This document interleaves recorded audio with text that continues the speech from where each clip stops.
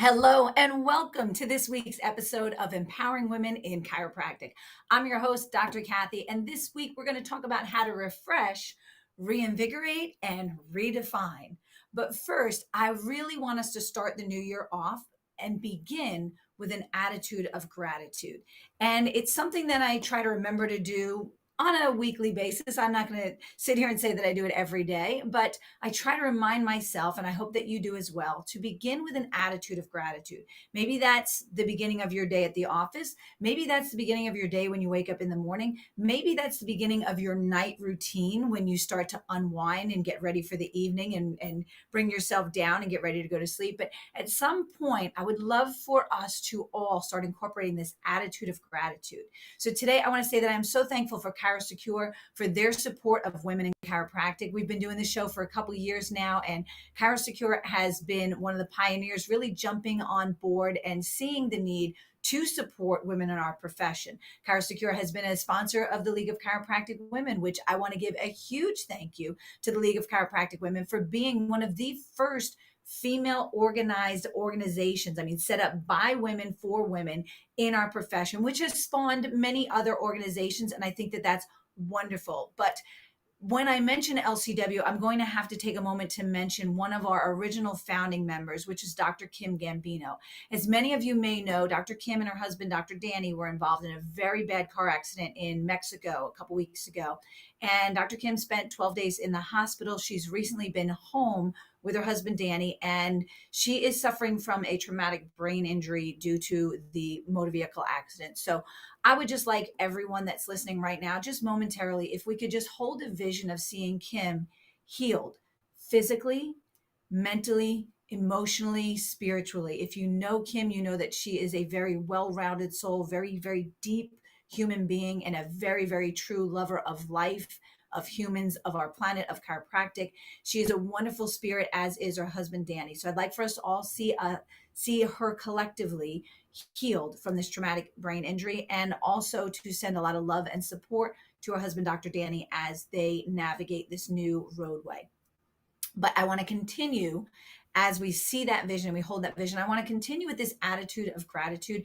And I really want to say that I have so much gratitude for this profession that has given you and me and all the chiropractors and the teams that serve us the opportunity to positively impact not only our communities, but our families as well. And in that regard, I want to say that I'm so thankful for all the people and the circumstances that have led me to chiropractic, including my own motor vehicle accident way, way back in 1990. So a big thank you to you for being here, for joining us, and for just being willing to take steps to improve yourself, improve your personal life, improve your business life, and improve the impact that you're making on not only your community, but the world. So today we're going to talk about really how to refresh, reinvigorate, and redefine your success. Because really, how do you choose to measure success? And that's something that we should see as not a concrete, but as something that can ebb and flow like the waves at the ocean, constantly changing, constantly molding, constantly morphing, and constantly in a state of dynamic and positive change. If you think about your goals and your definition of success, when you were a teenager, you may have defined success as passing your driver's test and getting a car, or maybe getting your first job and having that first sense of freedom. In your early 20s, maybe you define success as being able to move out on your own, or buy your own house, or graduate from chiropractic school, or graduate from college. Maybe at one point you define success as starting a family, or starting a marriage, or starting your practice, or starting a health journey. Your definition of success has changed throughout your lifetime, and it should continue to change throughout the coming years. And the reason being is the world is not the world that we knew 5 years ago. It's not the world that we knew 3 years ago. And it's certainly not the world that we thought we were entering into in January and February of 2020. Everything has changed. Your ability to practice may have changed based on your state. Your ability to see patients may have changed. Your ability to do screenings or outside talks or dinner with the docs all of that may have changed because maybe restaurants closed or health fairs weren't going on or screening opportunities dried up or just stopped happening altogether. So your definition of success by default should be changing, and it's okay. And it doesn't have to be a numbers based definition. Many years ago, I decided to define success by being able to live your life in your own way. That means being able to say yes to opportunities when they present themselves, being able to say yes to travel or yes to family experiences or yes to learning new skills or doing new crafts or experiencing new adventures. That to me became my definition of success, more so than the numbers at the office, more so than the numbers in the bank, and more so than the numbers of new patients we were bringing in or patients that we were converting to care. It became a matter of defining success in a manner that said, can I live my life the way I choose? And as we come into this new year, and so many people are focused on creating goals and setting out action steps and plans, I want you to be kinder to yourself. I want you to really embrace this attitude of gratitude. Give thanks for what you have. If you're still in practice after the last 2 years, that's something to be thankful for. Because if you look at the businesses in your community, there is an overwhelmingly large percentage of businesses that were not able to survive, that were not able to continue staffing or continue seeing their customers or patients or clients, that were not able to survive all of the lockdowns and all of the mandates. And so my hope for you is that you're not just surviving, but that you're thriving. And one of the things for me that absolutely says thriving is looking around at the people that you are surrounded with. You know, there's an old saying, you are the sum culmination of the 5 people you spend the majority of your time with. And if those people are pulling you down or holding you back or maybe poo-pooing on your dreams, right? Maybe they're the naysayers that are saying, you can't do that. That's too lofty of a goal. You'll never accomplish that. You're not cut out for that. You're not meant to do that. Or that's not for you. Or that's not your strength. That's not your skills. That's not where you belong. That's not your lane. Stay in your lane. If you are surrounded by people who are constantly telling you no, no, no, or worse yet, who are telling you what you should do and they're shooting all over you or you're shooting all over yourself, then we need to change that. We need to surround ourselves with people who bring a new vision or bring a new idea or bring a new level of fun or a new level of creativity. Maybe they're not even in your profession. Maybe they're outside of chiropractic. Maybe they're just people who share positivity or they share fun or they share adventure. And I've been doing exactly that. I surrounded myself with this wonderful group of new friends that are just so positive and uplifting and so much fun to be around. Last night playing poker. This weekend, taking 6 women up to a cabin, and we will be doing some vision boarding and some life planning, deciding what really matters in the coming years and in the coming months and in the coming weeks and days. How can we focus our energy? One of the ways I've always taught people to focus on a plan is to imagine your plan as if the destination, your goal, is a location, a physical location. Let's just say you live in New York and your goal is to get to California, right? If you want to start by being a sedentary couch potato and you want to ultimately run the Disney Marathon, how do you get from here to here? How do you get from New York to California? If your practice is seeing a certain volume and you'd like to take it to a new level, or if you're working a certain amount of hours in your practice and you feel like you're spinning your wheels and you'd like to take it to a more economic, more environmentally friendly for yourself, a more feasible schedule where you can see your patients in a better time frame and still have time to do the things that you want. What is your end goal? Where is it that you want to end up? Is it California?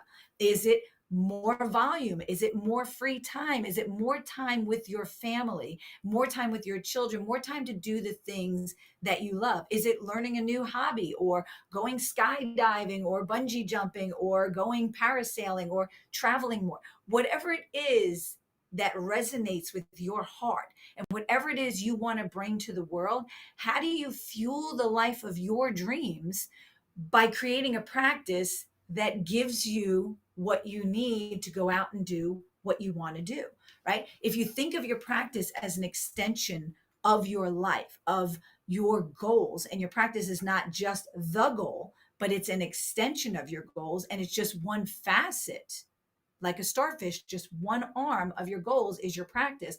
Another could be your personal relationships. Another could be your family. Another could be your fun. Another could be your health and fitness, your finances, your freedom, whatever you want to put into your life's overall plan. How do you fuel each arm or each wheel or each spoke? How do you fuel each spoke of that wheel, however you want to look at it, so that you can create the life of your dreams?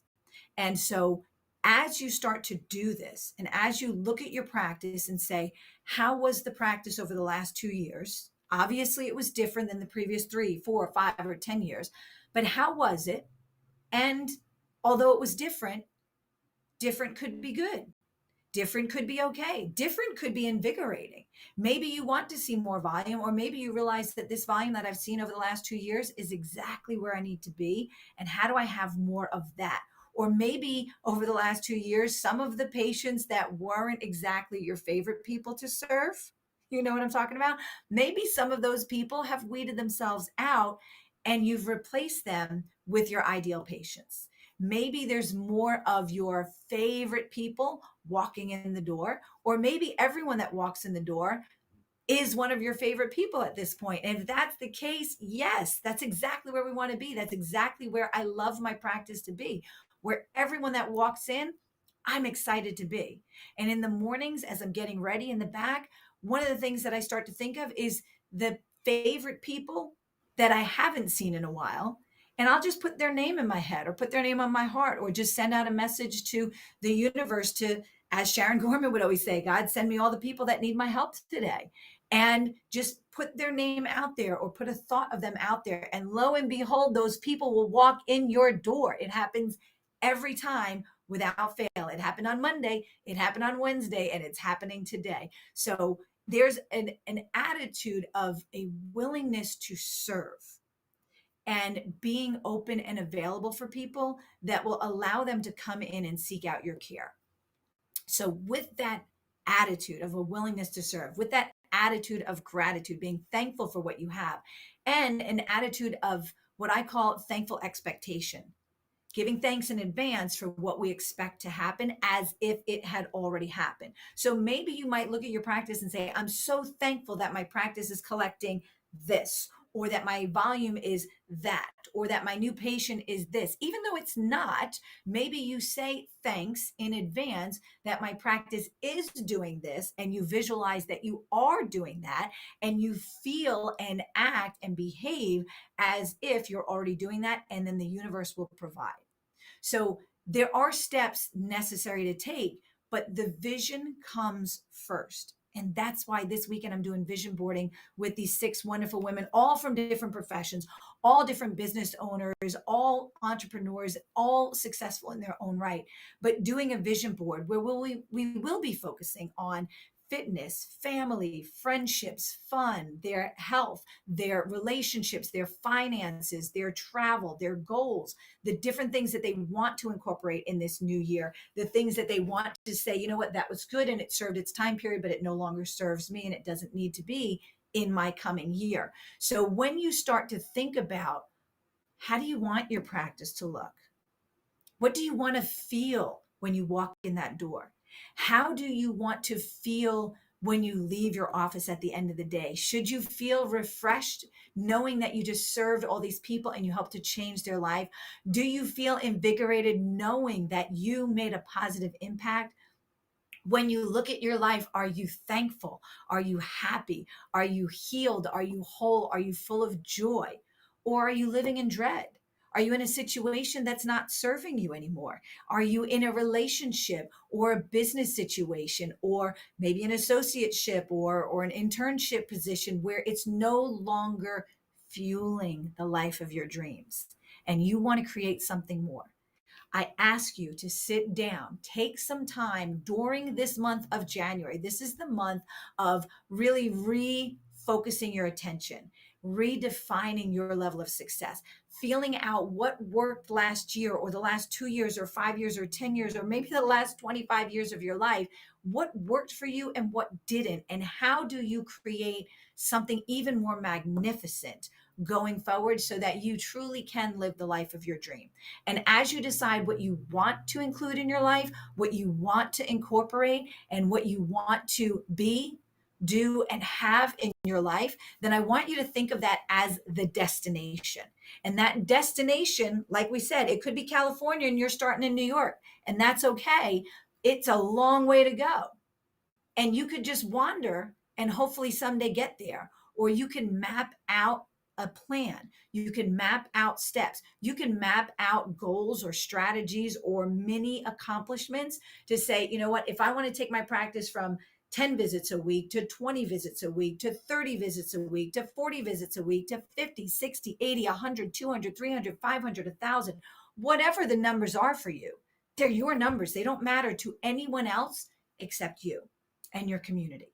So whatever goals you have, think of the end goal, and then how can we backtrack and make small opportunities along the way? And for me, doing a vision board or doing goal setting or mapping out strategies or setting your action steps is all about knowing, where do I want to end up?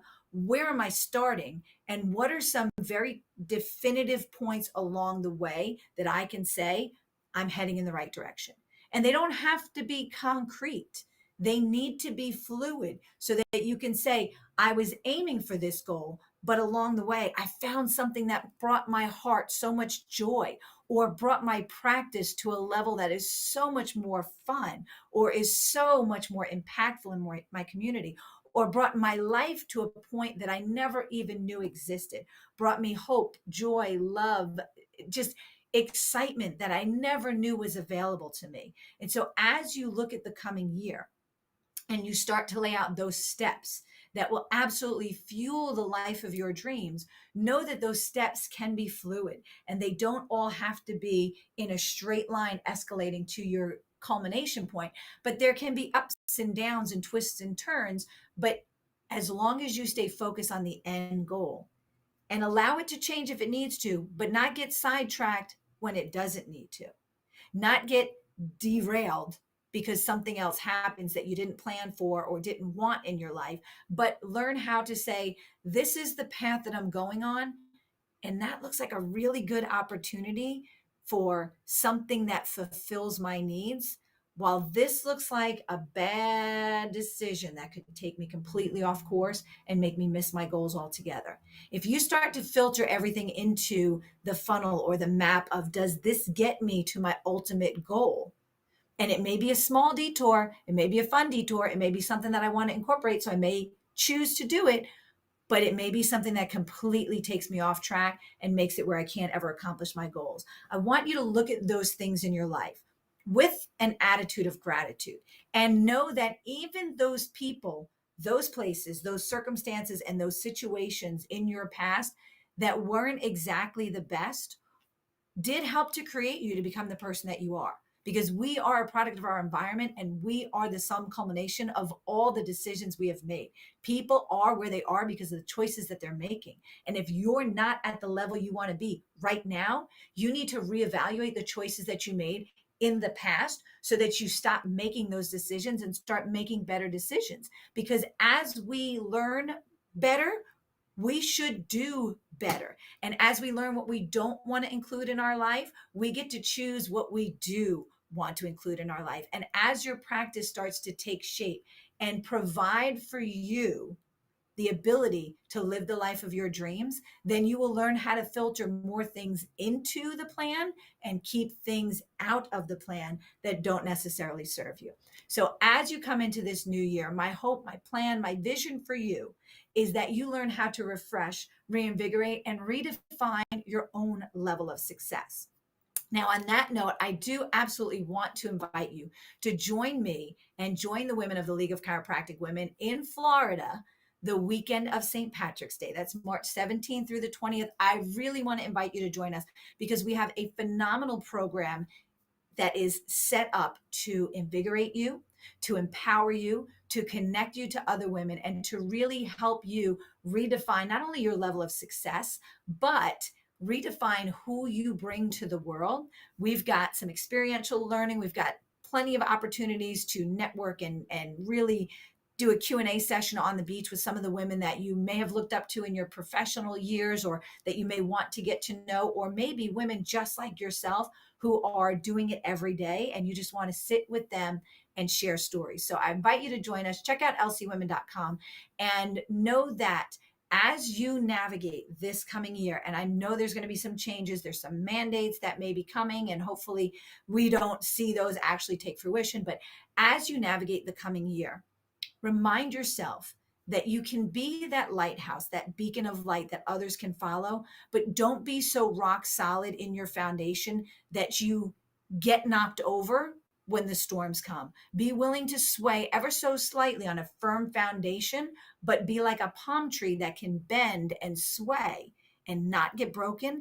And be willing to create the life of your dreams, build the practice that will fuel that, not the other way around. Build the practice that fuels the life of your dreams, and have a vision, some action steps, and some goals that will help you to continue forward on your pathway, no matter what the world throws at us in the coming year. Ladies, I'm so thankful to spend time with you. I can't wait to see so many of you in person and hug you and hear your stories and get to hear about all of your challenges, your overcomings, and your successes in the last 2 years, and find out what you've got planned for the coming year. So it's on you to redefine your success, refresh your life to make it what you want, and leave each day feeling invigorated, knowing that you did exactly what your heart feels is best for your life, for your practice, for your community, and for your family, and most importantly, for yourself. Ladies, thank you so much for joining me, and I hope that you continue to join us every week right here at Empowering Women in Chiropractic, brought to you by ChiroSecure, and my thanks goes out to all of you. Make this a fabulous year. I'll see you soon.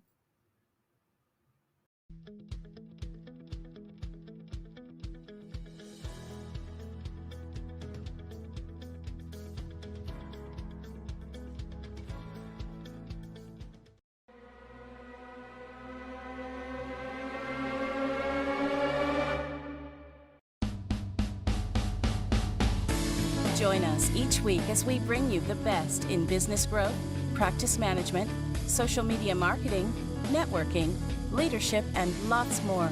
If it's about women in practice and business, you'll hear it here.